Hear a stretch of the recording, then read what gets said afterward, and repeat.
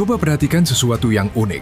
Setiap kali kau membuka aplikasi, YouTube, TikTok, Instagram, ada sesuatu yang seolah sudah mengenalmu lebih dalam dari dirimu sendiri. Ia menyodorkan video yang kau tonton sampai habis, iklan yang kau klik, lagu yang kau putar ulang. Tapi pernahkah kau bertanya, dari mana algoritma itu tahu? Jawabannya sederhana, dan justru di situ letak yang menarik. Algoritma tidak tahu siapa dirimu. Ia hanya mencatat apa yang kau lakukan, berulang-ulang, lalu memperbarui rekomendasinya berdasarkan itu. Ia tidak peduli siapa kau kemarin. Ia hanya peduli pada pola yang kau ulangi hari ini. Dan pertanyaannya sekarang, kalau sebuah mesin bisa terus memperbarui arah rekomendasinya berdasarkan perilaku baru, kenapa banyak dari kita justru berhenti memperbarui arah hidupnya sendiri? Kenapa kita begitu mudah berkata, ya sudah, memang begini nasib saya. Seolah hidup adalah rekomendasi yang sudah final, tidak bisa diubah lagi. Video ini bukan tentang algoritma. Ini tentang satu kata yang sering kita salah pakai dan salah paham sepanjang hidup kita. Nasib.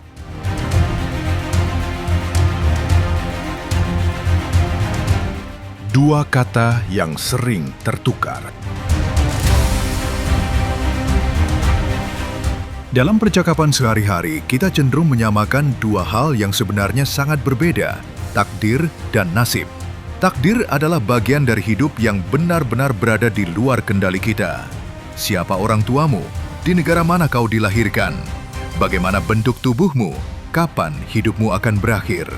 Tidak ada satupun dari itu yang lahir dari pilihanmu. Kau tidak pernah diajak rapat sebelum dilahirkan.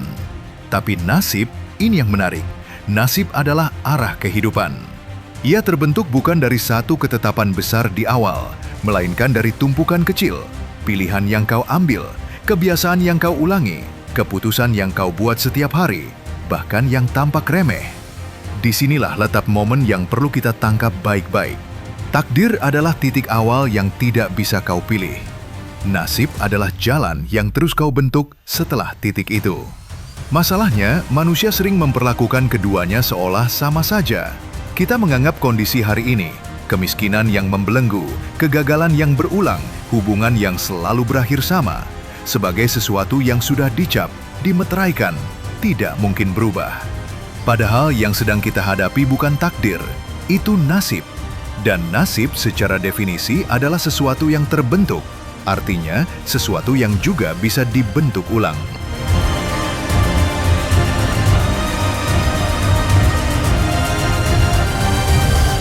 Cermin yang retak ketika nasib bisalah pahami sebagai takdir. Ada satu kebiasaan berpikir yang diam-diam berbahaya, fatalisme yang keliru tempat. Bayangkan seseorang yang gagal berkali-kali membangun usaha, lalu berkata, mungkin saya memang tidak ditakdirkan sukses. Atau seseorang yang selalu meledak-ledak dalam kemarahan, lalu membela diri, ya begini sifat saya dari dulu, sudah bawaan. Dengar baik-baik, kalimat-kalimat itu terdengar seperti kepasrahan pada takdir. Padahal yang sedang mereka bicarakan adalah pola yang berulang, kebiasaan berpikir, kebiasaan bertindak, kebiasaan bereaksi. Dan pola yang berulang, sekali lagi, adalah wilayah nasib, bukan wilayah takdir. Inilah yang saya sebut cermin yang retak. Kita menatap hasil dari kebiasaan lama kita, lalu mengiranya sebagai wajah asli yang tidak bisa diubah. Kita mengira sedang menatap takdir, padahal kita hanya menatap pantulan dari pilihan-pilihan yang terus kita ulang tanpa sadar. Dan disinilah momen jujur yang perlu kita akui. Menyebut sesuatu sebagai takdir kadang lebih nyaman daripada mengakui bahwa kita belum berusaha mengubah polanya. Takdir membebaskan kita dari tanggung jawab, nasib menuntutnya. Tidak heran banyak orang diam-diam memilih untuk percaya pada yang pertama. Algoritma yang tidak pernah berhenti belajar. Mari kita kembali ke algoritma tadi, karena disinilah letak salah satu momen paling mencerahkan dari video ini. Algoritma rekomendasi tidak bekerja dengan menetapkan satu profil permanen tentang dirimu sejak awal. Ia bekerja secara berkelanjutan, mengamati tindakanmu hari ini, memperbarui modelnya, lalu menyesuaikan rekomendasi esok hari. Kalau kau berhenti menonton satu jenis video dan mulai menonton jenis lain secara konsisten, dalam waktu singkat, seluruh arah rekomendasimu akan berubah total. Bukan karena nasib timelinemu berubah secara ajaib, tapi karena kau mengubah inputnya. Dan sistem itu cukup jujur untuk merespons perubahan tersebut. Sekarang, bandingkan dengan cara kerja pikiran dan hidup manusia.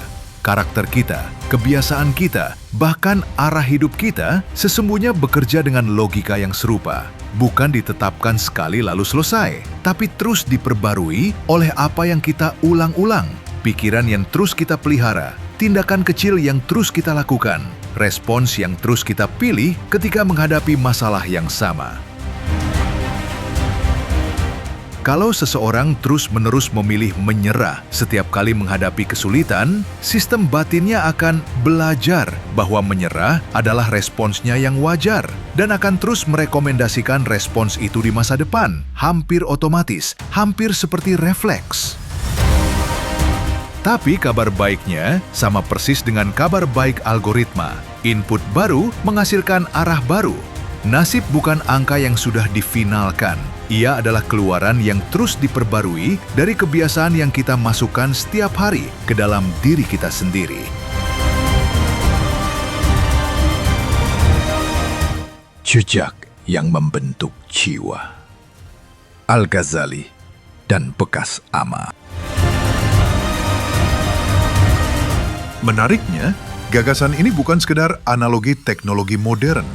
Ia punya akar yang jauh lebih tua dalam pemikiran salah satu filsuf dan sufi besar dalam tradisi Islam, Imam Al-Ghazali.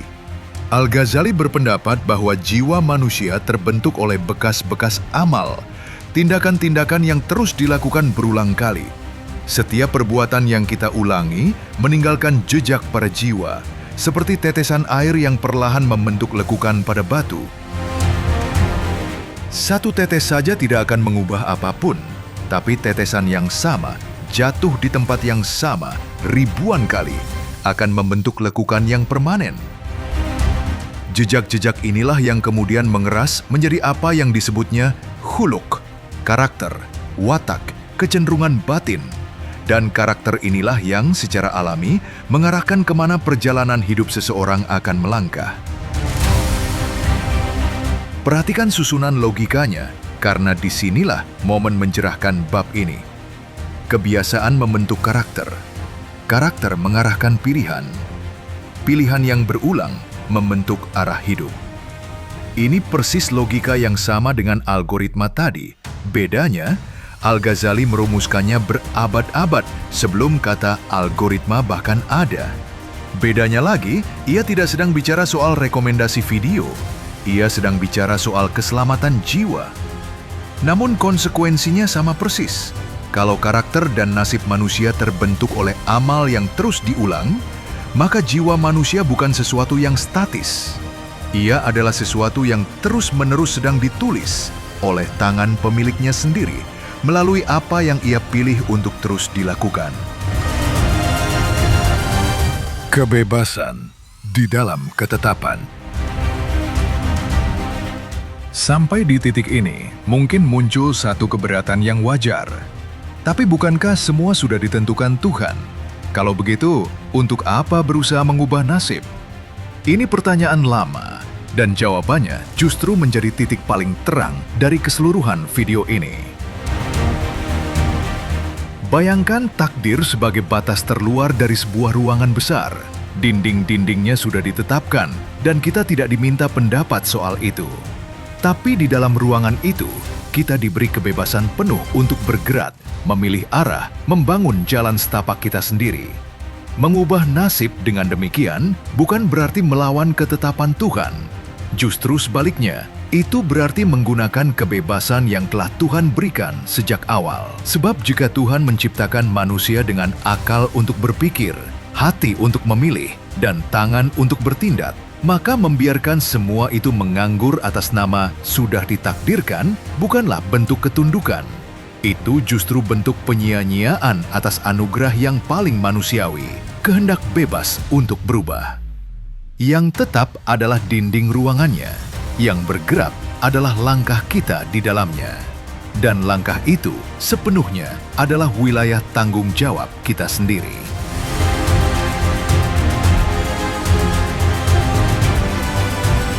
Menulis ulang rekomendasi hidup. Jadi, mari kita kembali ke pertanyaan di awal video ini. Kenapa sebuah algoritma bisa terus memperbarui arah rekomendasinya, sementara manusia sering berhenti memperbarui arah hidupnya sendiri? Mungkin jawabannya sesederhana ini. Mesin tidak punya ego untuk dipertahankan. Ia tidak keberatan mengubah arah begitu ada data baru, tapi manusia sering terlalu nyaman dengan cerita lama tentang dirinya sendiri, terlalu takut mengakui bahwa pola yang ia jalani hari ini adalah hasil pilihannya sendiri, bukan sesuatu yang dijatuhkan begitu saja dari langit. Takdir memang di luar kendali kita, tapi nasib, arah hidup yang kita jalani hari ini adalah rekaman dari kebiasaan yang terus kita ulang. Jika Al-Ghazali benar bahwa jiwa kita adalah endapan dari amal yang berulang, maka setiap hari sebenarnya adalah kesempatan untuk menambahkan tetesan baru, tetesan yang pelan-pelan bisa membentuk lekukan yang berbeda dari sebelumnya. Nasib bukan ketetapan yang sudah final. Ia adalah rekomendasi yang terus diperbarui oleh caramu hidup hari ini. Pertanyaannya bukan lagi, apa nasibku? Tapi, pola apa yang sedang aku ulang-ulang hari ini? Dan apakah aku sungguh-sungguh memilihnya atau hanya membiarkannya berjalan begitu saja? Karena pada akhirnya, nasib bukan sesuatu yang menimpamu. Ia adalah sesuatu yang sedang kau tulis. Satu kebiasaan, satu pilihan, satu hari, pada satu waktu.